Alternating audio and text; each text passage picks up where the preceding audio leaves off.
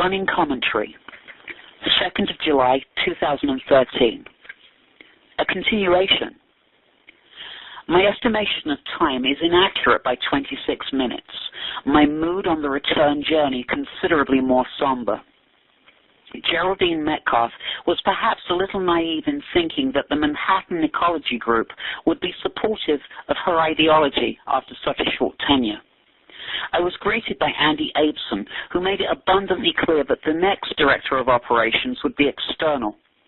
He also pointed out that there was seemingly limited interest in the advertisement of the position. Andy questioned his own interest in the position. I completely disqualified my own. Myrtle is of the opinion that it's time for her to leave, and people promoted under Geraldine's Amsterdam-style vision were understandably worried as their positions seemed unlikely to be honored, given the immediate distance now placed between the organization and the outgoing flake of an operations manageress. Far from being concerned, I am actually confident of a continued lucrative, productive work environment.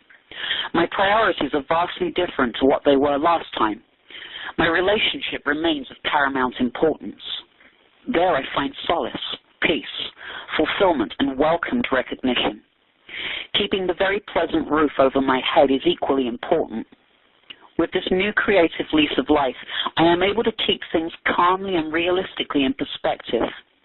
Life outside of the workplace is at a very engaging and hopeful place. Navigation of the minutes with appreciation and gratitude.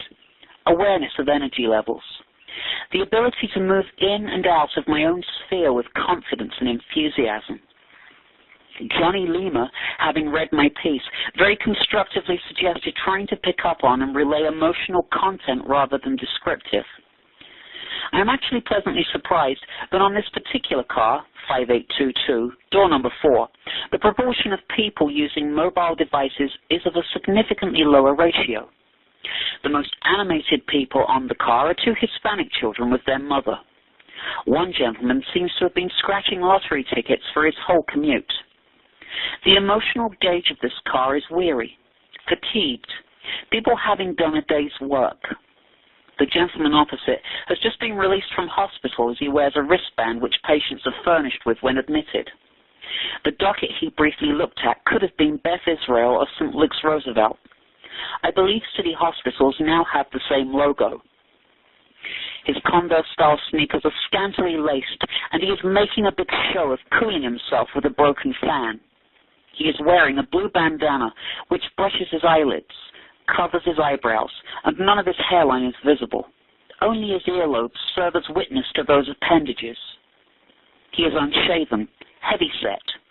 He has slid across the three-seater from the left to the right, which a passing gentleman looking to sit found deterrent.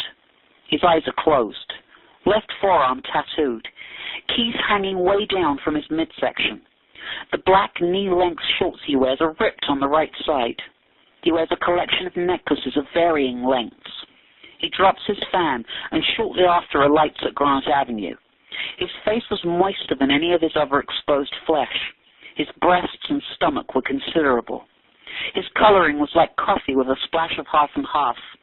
I would guess he was Dominican, late 40s, ex-military.